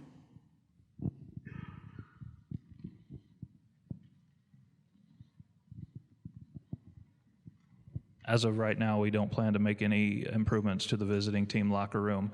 I do want to say one thing. Stadium improvements have been said several times, and I want to be very, very careful because I know people in this community are extremely sensitive to this. We are not making any changes to the WPA constructed stadium. It is intended to stay exactly the same. There will be no changes to the stadium in terms of the way it looks. It will stay intact as is.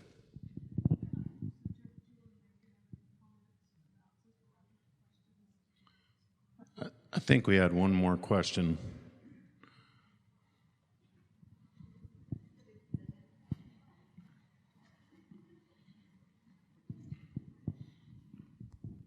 On the press box improvements, that press box has been there probably the better part of the age of the stadium. Is that a correct statement?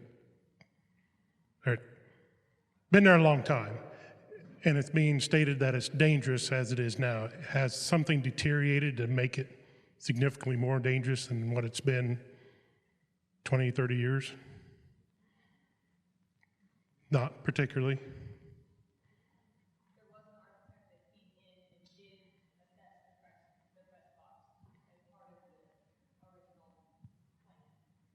But like I said, it was stated that we need the improvement because it's dangerous. I'm just curious if something's deteriorated to make it inherently more dangerous than what it was in the past. No. No, and you're right, I should.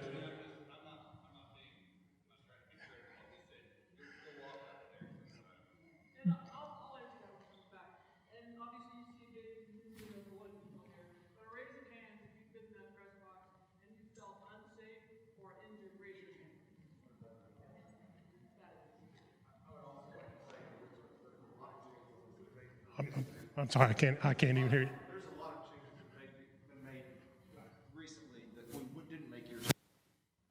There's a lot of changes.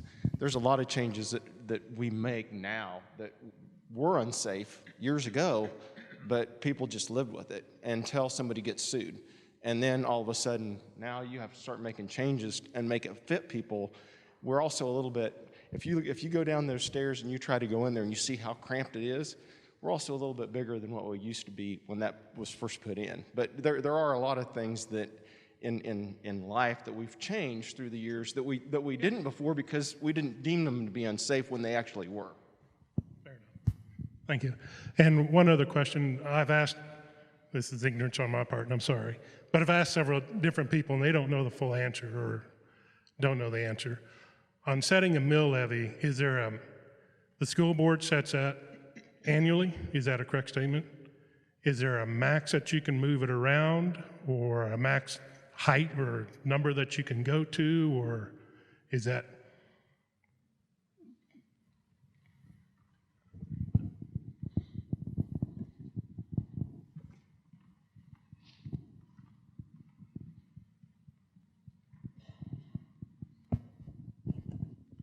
There is. We are 8 mills in capital outlay. 20s you have to take in your general fund by law. Our LOB is right at the state average, right where you're at. So we're right on that, right where we're supposed to be with the state with that. So not a lot of room up, no. The other thing is the mill rate stayed the same for 10 years. It's been completely level. Are you saying general funding for the school or the mills to pay the bond off? Okay. Yeah, we've been very level. I mean, I think if you looked at ours, we're about as level, I mean, as flat as you could be as far as a level. So, but we are right on that edge of where we should be on that. So there's not any wiggle room up, if that's what you're asking. Thank you. Got one question here, and I think one more. Oh, I have no question. I just want to say that we've got 2 elections coming up very important. The one here on the bond issue in April and the 7th of November. Now, which one impacts your daily life the most? I have served under 12 presidents, and the only president that's impacted my life was Lyndon Johnson when I got drafted in 1967. Big impact on my life. But this election we have on the school bond issue is going to impact all of us, and all I'm going to say is please get out and vote. I'm a county commissioner. I also serve on the election board, and we can't have a real successful vote if only half the people show up. We had the presidential preference primary a week or 2 ago, and we had a voting turnout of 8%. Well, we talk about democracy going downhill. We can't operate on 8% turnout. We can't operate on 50% turnout. And I'm sure it'll be more than that on the school bond issue as well as November. But my message to you is, I don't care if you're Democrat, Republican, unaffiliated, or independent. Please vote, because your vote will count. Thank you for the comments. One last question back here, if there's anyone else.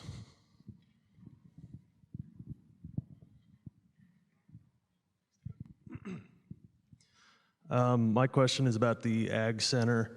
Will the new Ag Center be used in conjunction with the old Ag Woods and Welding space, or does it replace the old infrastructure? And if it replaces it, what are the plans for the current Ags, Woods, and Welding shop?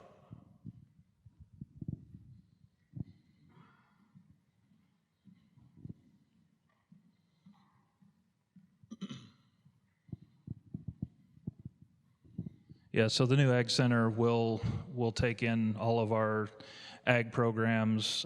We talk about welding, small engines. I mean, there are a number of ag programs that it'll take in. The existing ag facility sits in a building where the other half of it is the wood shop.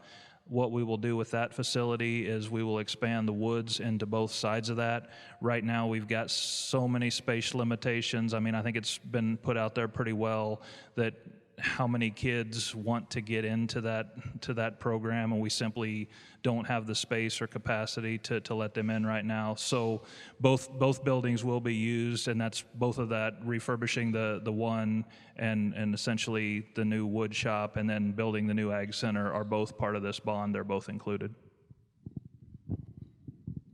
Thank you. Anyone else? One question back here.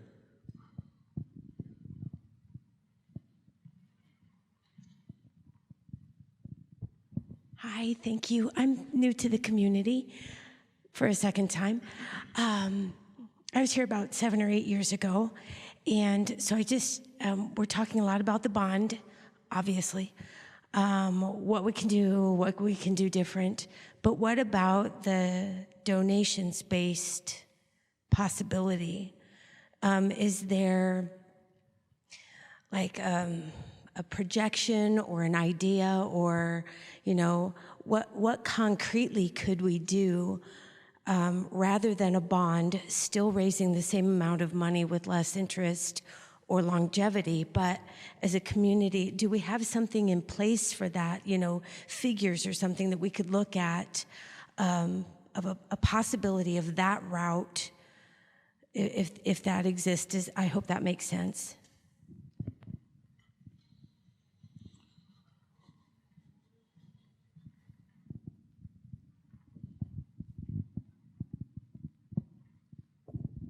No clue.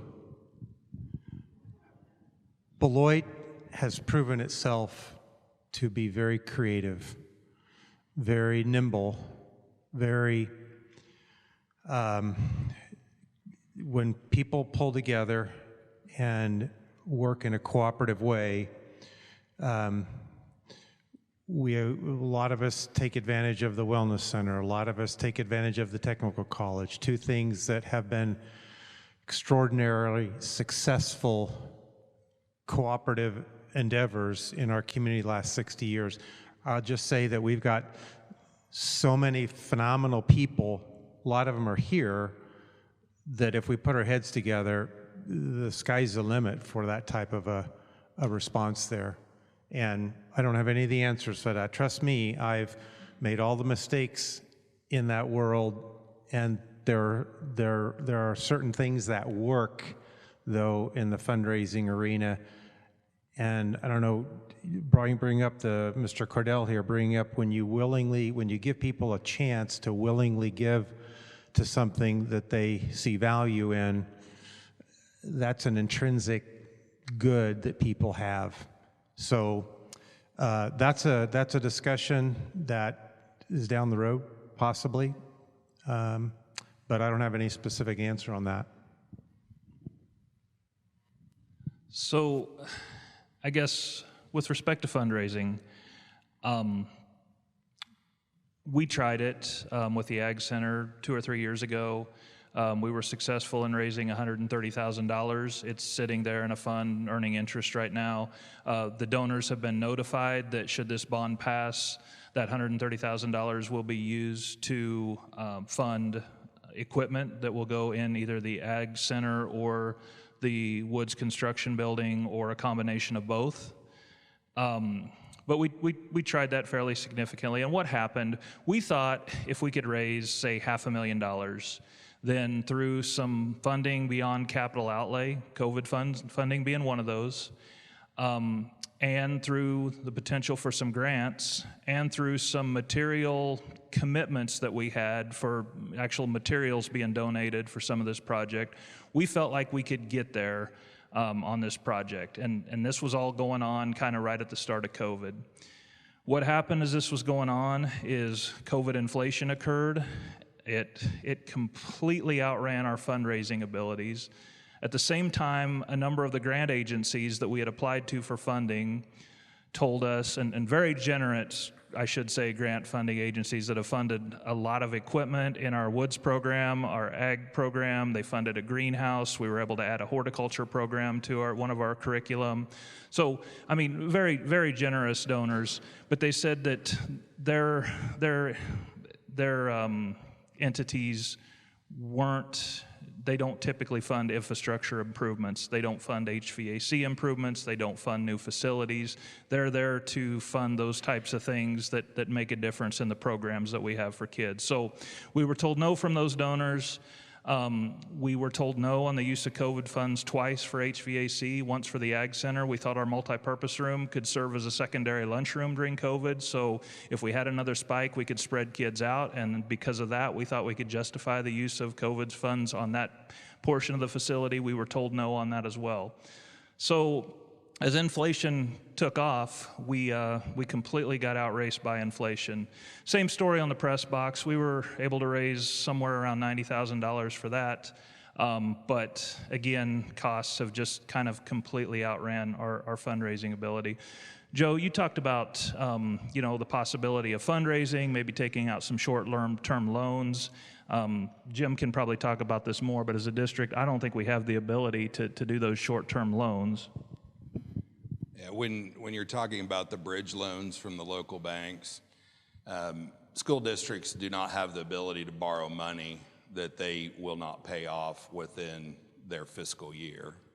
So the money that we currently have on the leases, they're essentially lease payments, but the banks are not really collateralized per se.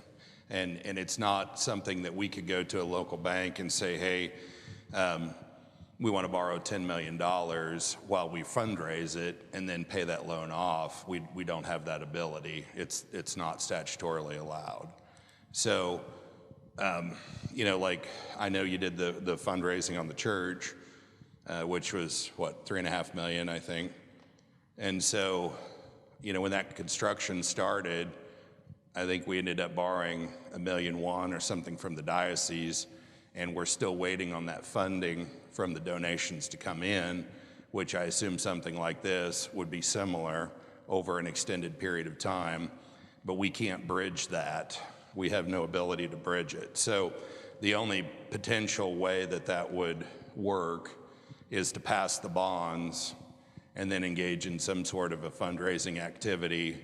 I believe, can't prepay before 7 years on the bond, or we can't pay off before 7 years. So there may be some potential, if the bond passes, to fundraise during that period of time, allow those funds to accumulate through drawing interest, and then once we get past the prepayment penalty on the bond, dump those funds onto the bond, which could ultimately shorten the length of the bond or reduce the amount of mills it takes to pay the bond off. So there are some potentials there, but it won't work if the bond doesn't pass. And I might just expand on that just a little bit farther. I spent an hour on the phone talking about this with Piper Sandler today. And so there's a couple different ways this could work. One, if this bond passes, it does not instantly secure the finances for the bond. What it does is it authorizes the board to go out and secure the financing. So that's going to take a little bit of time after the election. So if in the short term there were donors that wanted to come forward and donate to one of these projects, then we as a board could make the decision, let's just say, I mean, this is a huge number, but just for easy math, let's just say that we got $1 million donation in the next couple of months. And let's just say both questions pass just for easy discussion. So instead of going out and securing $20 million, we would simply at that point go out and secure $19 million, and it would be like that other $1 million never existed. So that's the first piece of kind of this three-piece opportunity to fundraise during the bond. The second piece is during construction, when we've got all the bond money in the construction account, it's sitting there earning interest, and actually it's earning interest at a higher rate than what the bond is occurring interest. It's called arbitrage interest, and legally we could earn, say, 5% interest earnings on those while that money's sitting there, and yet we're only paying 4% interest on the bond, as long as we stay on the construction schedule.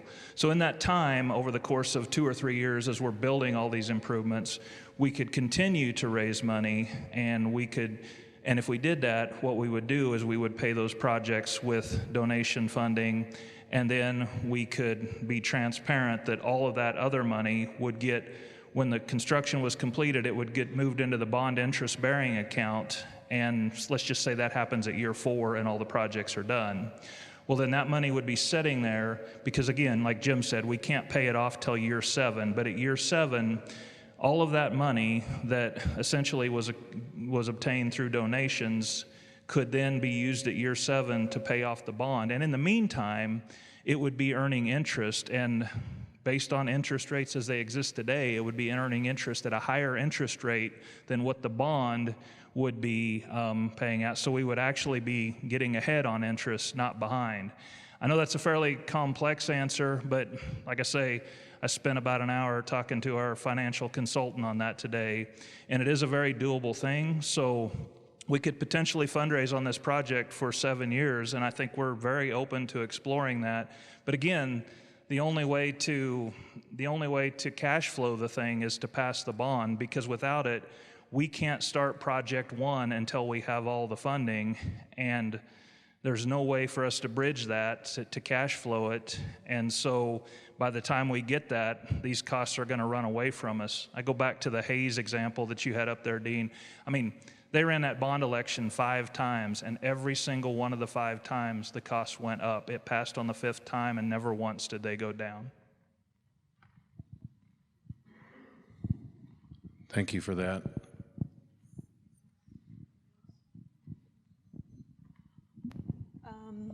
No more questions from anybody? Oh, we do. Just kind of a follow-up from what you was just saying.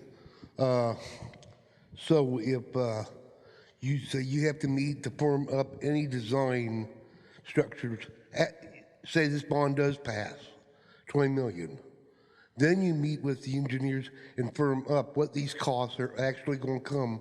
Say the ag building, you got, what, $4.4 million. It actually comes in at 2.5 million.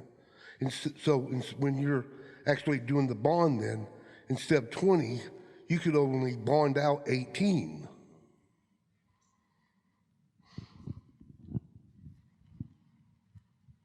Yeah, we have to secure the bond funding in order to do the design, so we can't do all the designs and get those GMPs before we go secure the bond funding. We have to secure it first.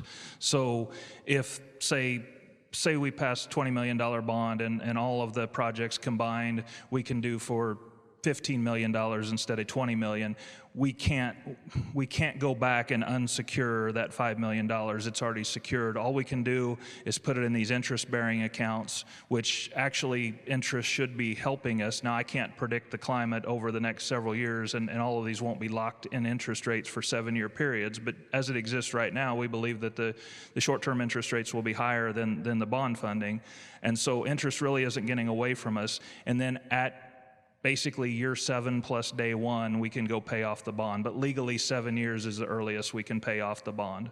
You can't use any of that money for anything else other than to go back and pay off the bond, right?